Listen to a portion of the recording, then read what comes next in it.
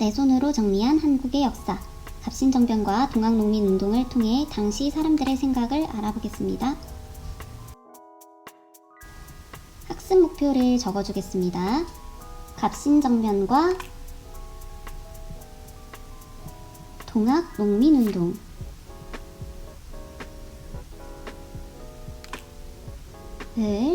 통해 당시 사람들의 생각을 알아봅시다. 아주 중요한 두 개의 사건을 볼 텐데요. 이 두 사건, 갑신정변과 동학농민운동은 모두 개혁을 하려고 했던 운동이라고 볼 수 있습니다. 그런데 이 개혁을 꿈꿨던 두 사건이 어떻게 달랐는지, 또 어떤 끝맺음을 보여줬는지 정리해보면서 우리 더 자세하게 알아보도록 합시다. 자, 왼쪽에는 갑신정변, 오른쪽에는 동학농민운동을 정리해줄 거예요. 먼저 갑신정변부터 시작하겠습니다. 자, 조선 후기의 왕 누구였죠? 우리 지금 고종까지 배웠습니다. 고종에게는 왕비가 있었는데 유명하신 분이죠. 우리 많이 들어봤을 거예요. 명성황후이십니다.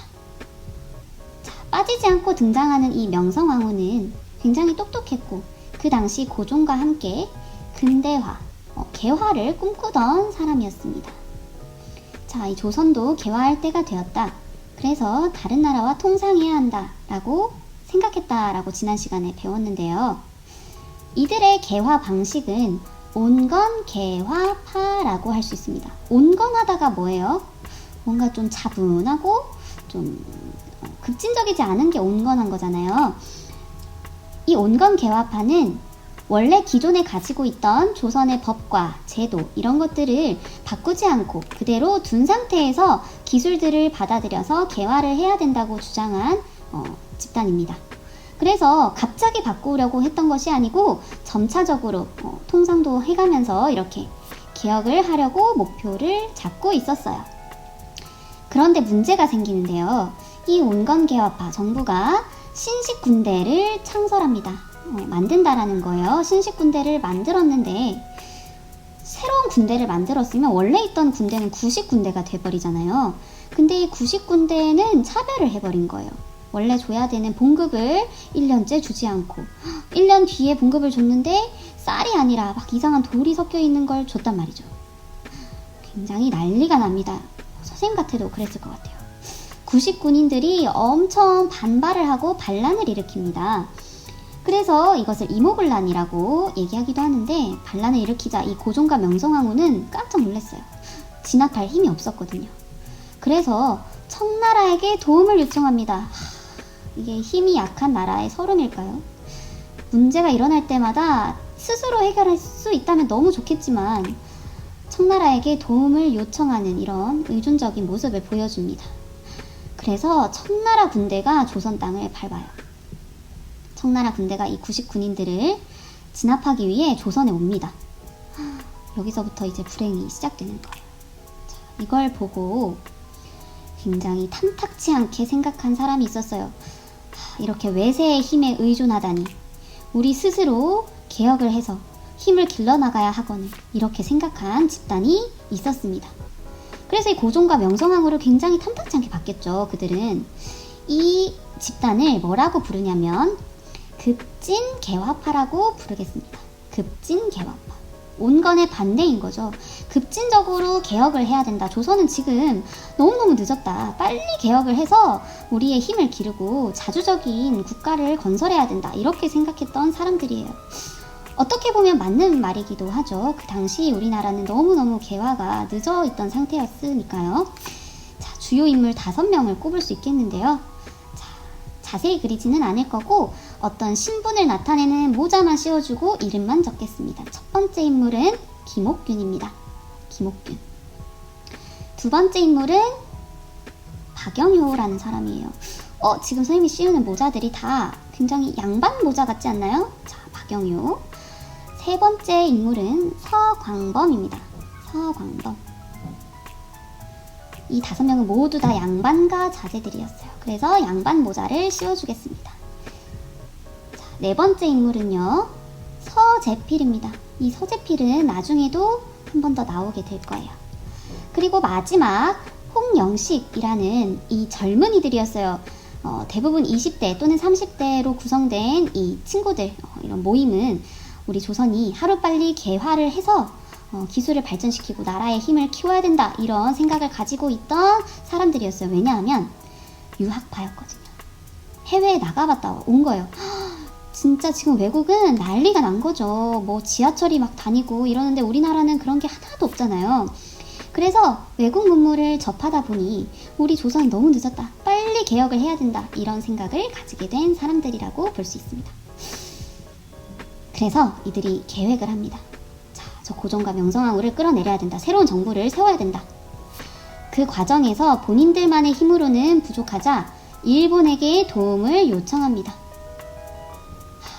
그래서 갑신정변이 일어나게 되는 겁니다. 갑신년에 일어난 정변, 나라를 이제 뒤흔들 만한 그런, 어떻게 보면 반역이죠. 그래서 정변을 일으킨 거예요. 근데 이들이 내세운 슬로건이 되게 멋있어요. 어떤 국가를 건설하고 싶은고 하니, 자, 첫 번째, 청에 대한 조공을 폐지해야 한다. 그쵸? 우리나라가 속국이 아니다, 이런 거죠. 두 번째, 백성들이 평등하게 가지는 권리를 부여해야 한다. 신분제 사회에서 굉장히 혁신적인 마인드입니다. 세 번째, 세금제도 이대로 안 된다. 이거 개혁해야 된다. 그리고 지금 조선에 부정부패한 관리들이 썩어 넘친다. 이들 다 잡아서 처벌해야 된다. 여러분, 패기가 느껴지십니까? 너무너무 좋은 말들이에요. 진짜 다 맞는 말들이죠. 이런 생각을 가지고서 새로운 국가를 건설하려고 했던 거예요. 근대적인 국가를. 그래서 우정총국, 지금으로 치면 우체국이에요. 우정총국이 이제 문을 여는 그런 파티, 개회 연에서 정변을 일으키기로 생각하고 일으킵니다. 그 다음 이 고종과 명성황후가 머물던 궁에서 다른 궁으로 거처를 옮기고 새로운 정부를 조직해요. 이 고종과 명성황후 깜짝 놀랐겠어요. 자, 이들은 또 어땠을까요? 청나라 도와줘! 또 청나라에게 도움을 청합니다. 아이고, 그래서 이 청나라 군인들이 우르르르 몰려와서 이 정변을 일으킨 무리들을 단숨에 제압해버립니다. 자, 우리 역사 속에서 봤잖아요. 이렇게 의존하게 되면 결국 꼭 갚아줘야 돼요. 자, 이 청나라 군대의 규모를 보고 갑신정변을 도와주기로 약속했던 일본군은 어땠냐면요. 도망갑니다. 나몰라라 도망가요. 자, 빨라요. 자, 이 5명 깜짝 놀랐겠죠. 믿었던 일본마저 떠나고 우리는 이제 힘도 없고 어떡하지? 결국 이들이 꿈꿨던 이 새로운 나라, 새로운 국가는 3일 천하로 끝이 나버립니다. 3일밖에 지속되지 못했어요. 자, 그래서 3일 천하라고 합니다. 이 5명은요, 조선에 남아있던 사람은 이제 영모죄로 처형을 당하게 되고, 나머지는 이제 외국으로 흩어지게 됩니다. 그래서 흩어지거나 죽음을 맞이하게 됩니다. 여기까지가 갑신정변이었고요. 두 번째, 개혁을 꿈꿨던 운동인 동학농민운동을 정리해 보겠습니다. 이 동학농민운동을 이해하기 위해서는 동학을 먼저 이해해야겠죠. 동학이 뭘까요? 학문일 것 같아요. 뭔가 종교적인 느낌도 있어요. 자, 인물을 한 명 그려줄 건데 이 동학을 창시한 첫 번째 창시자를 그려줄 거예요. 자, 정말 이렇게 생기셨어요. 자, 사진을 참고해서 그린 겁니다. 최재우라는 굉장히 멋진 수염을 가진 인물이셨는데, 어떻게 보면 교주라고도 볼 수 있죠. 어떤 종교의 수장인 거예요. 동학을 창시를 합니다. 그런데 이 동학을 이해하려면 3가지를 다 결합했다라고 보기도 해요. 유교, 불교, 천주교의 장점을 모았다, 이렇게 생각하면 쉬워요. 자, 이름이 왜 동학이냐면 서학에 반대해서 만들어졌기 때문입니다. 우리 것이 좋은 것이다. 그러니까 동학, 우리는 동쪽에 있는 나라니까 동학이야, 이렇게 이름을 붙였고요. 한마디로 정리하자면 모두가 평등한 세상을 꿈꾼 그런 학문이자 종교라고 볼 수 있습니다. 자, 이 동학이 왜 이 시기에 창시가 되었을까요, 여러분? 그만큼 백성들이 엄청 힘들었으니까 그들을 위로하기 위해 만들어졌다고 볼 수 있어요. 조선은 그때 썩을 대로 썩어 있었습니다. 백성들은 굶주리고 지방 관리들은 부패하고, 그래서 한반도가 이렇게 슬픈 표정을 짓고 있는 걸 선생님은 한번 그려봤어요. 안 그려도 되는데 그리고 싶은 사람들은 이렇게 그려보세요. 요거를. 자, 요 곳곳이 상처로 남아 있습니다. 자, 당시 조선은 그야말로 썩을 대로 썩었다. 탐관오리가 판을 치고, 그 중에 대표적인 사례를 우리 수업에서 봤죠. 전라남도 고부 군수가 어떤 행포를 부렸는지 자세히 한번 봤었는데, 그만큼 백성들의 고통이 너무너무 심한 상황이었어요. 자, 그래서 이 전라남도 고부에 있던 한 인물이 이거를 보다 못해 운동을 일으키게 되는 겁니다. 이거 개혁해야 된다. 이렇게 썩어빠진 사또 밑에서 살 수가 없다. 이렇게 되는 거예요. 그 인물이 누구냐면 그 유명한 전봉준입니다. 조금 역사에 관심 있는 친구들이라면 많이 들어봤을 거예요. 자, 전봉준을 그려주겠습니다. 굉장히 멋진 상투머리로 그려주겠어요.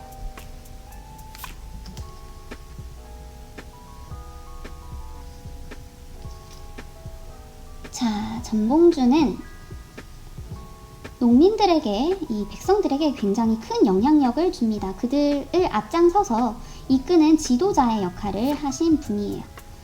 자, 이렇게 수염까지 완성해줬습니다.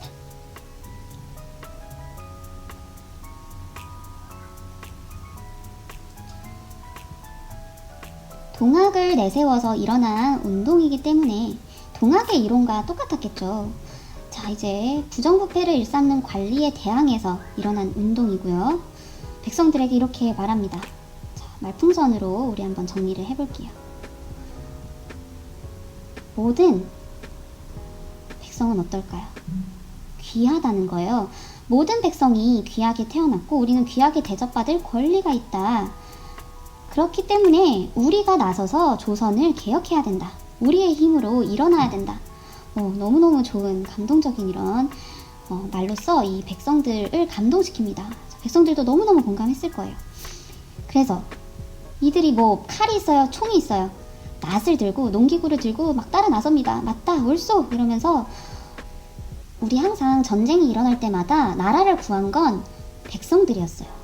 그들의 힘을 절대 무시하면 안 되는 거예요. 그래서 이들이 일어나자 이걸 막을 힘이 정부, 그러니까 조정이 없었어요. 그러니까 고종도 명성황후도 이들을 막아낼 수가 없었던 거예요. 그래서 또 어땠을 것 같아요? 정말 지겹습니다. 또 누구한테 도움을 요청하겠어요? 또 청나라에 도움을 요청합니다. 정말 왜 그랬을까요? 너무너무 안타까워요. 그런 너무너무 후회로 남는 역사인데, 그러니 청나라 군인이 또 우리 조선에 왔겠죠. 청나라가 들어옵니다. 그게 두 번째예요. 청나라 군대가 개입을 하게 되는 거예요. 이 동학농민운동을 진압하기 위해서 조선에 오는 거죠. 그런데 이 일본은 청나라가 우리 조선을 이렇게 침범하는 거를 두고 보질 못해요. 왜? 자기네들 거로 만들려고 지금 침을 발라놓은 상태거든요. 그러니까 일본 군대도 그냥 보내버리는 거예요. 이렇게 동학농민운동이 일어나고 있는 와중에 두 나라의 군대가 개입해버리는 사태가 일어납니다. 그런데 이 동학농민운동이 너무 정말 의로운 운동이었던 게, 이 자신들의 행동이 결국 이제 외세의 침입을 이끌어낸 것을 보자마자 이렇게 생각을 하는 거예요. 우리가 이렇게 운동을 하니까 외국 군대가 들어오는구나. 그거는 우리 조선에게 결코 좋은 영향을 주지는 않겠구나. 그래서 자진해산합니다. 외국 군대가 조선 땅을 밟는 것을 본 이 동학농민운동 군대는 정부와 협상을 해요. 우리가 이러이러한 조건만 맞춰주면 자진해산할 테니까 이렇게 해주시오. 이렇게 협상을 하고 자진해산합니다. 정말 훌륭한 마음가짐인 것 같아요. 그래서 농민운동을 일으키던 이 일반 백성들은 자신들의 분노를 가라앉히고 다시 집으로 돌아가요. 그래, 나라에서 이런 약속을 해준다고 했으니까 그래, 집에 가자. 집으로 해산합니다. 근데 청나라와 일본은 뭐예요? 이미 조선 왔잖아요. 그런데 그 기회를 또 놓치고 싶지 않은 거죠. 이 조선을 서로 갖겠다고 싸움이 납니다. 자, 그게 다섯 번째예요. 다섯 번째 표시를 해놓고 아래에다가 적어줄 건데 정말 어처구니 없는 일이 일어나요. 여러분, 청일 전쟁입니다. 청나라와 일본이 전쟁을 일으켰다는 건데 그게 어디에서 일어난 거예요? 위치가 조선이에요. 한반도에서 일어납니다. 결국 조선에 대한 영향력을 두고서 서로 싸운 거예요. 정말 기가 막힌 일이 일어나는 거죠. 얼마나 우리나라 힘이 약했으면 그랬을까요? 이때 이 청일전쟁에서 일본이 승리해버립니다. 이를 본 전봉준과 백성들은 너무 어처구니가 없었을 거예요. 남의 나라에서 지금 전쟁을 하다니, 우리가 그러지 말라고 해산을 해줬는데. 그래서 전봉준은 다시 한번 동학농민 운동을 일으키려고 백성과 함께 다시 일어납니다.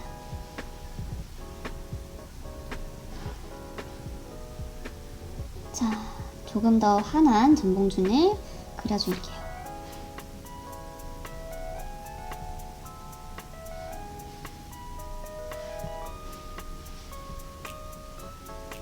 손을 이렇게 앞으로 내밀고, 우리가 정말 조건이 좋지는 않아요. 일반 백성들이 어떤 조선을 상대로 싸우는 것과 일본을 상대로 싸우는 것은 차원이 달랐겠죠. 일본은 그때 신식 군인이고 그런 무기가 어마어마하게 개발이 된 상황이었잖아요. 자, 여섯 번째, 이 남의 땅에서 전쟁을 일으킨 청나라와 일본을 보고 이 일본을 우리 땅에서 몰아내야 된다. 우리가 직접, 저번에도 그랬듯이 우리 백성이 직접 일어나서 몰아내자, 이렇게 된 거예요. 백성들은 또 목숨을 걸고 또 싸웁니다. 참 대단하신 것 같아요. 이 역사를 배울 때마다 선생님은 이 의병들, 백성들이 했던 행동들을 보면 내가 그때 있었으면 이렇게 할 수 있었을까 싶을 정도로 조금 반성도 하고 좀 부끄러워지는 그런 마음이 듭니다. 가진 게 없어요. 이 백성들은 농기구 또 들고 나와요. 그리고 막 개발을 합니다. 우리가 수적으로나 무기로나 열세니까 장태 이런 것도 개발을 해서 이렇게 굴려가지고 일본 군들을 이제 무찌르기 위해서 그런 것도 개발을 하고 이제 목숨 걸고 나오는 거죠. 농기구를 가지고서. 근데 이게 열의만 가지고는 되는 일이 아니었던 거예요. 왜냐면 상대방은 총으로 무장한 군대였기 때문에 너무 어려운 싸움이었던 거죠. 그래서 결국에는 우금치 전투에서 크게 패배해서 이 동학농민운동이 끝이 나버립니다.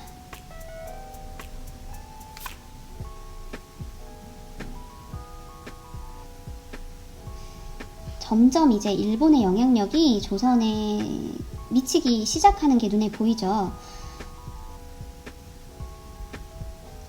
조금 후회로 남긴 하지만 그 당시 사람들은 조선을 개혁하기 위해 꽤나 많은 노력을 했던 것 같아요. 목숨을 바쳐서 싸운 사람도 있고 여러 가지 제도를 만들었던 사람들도 있는 걸 보니까. 자, 오늘 수업은 여기까지고요. 다음 수업에 이어서 배워보도록 하겠습니다. 끝!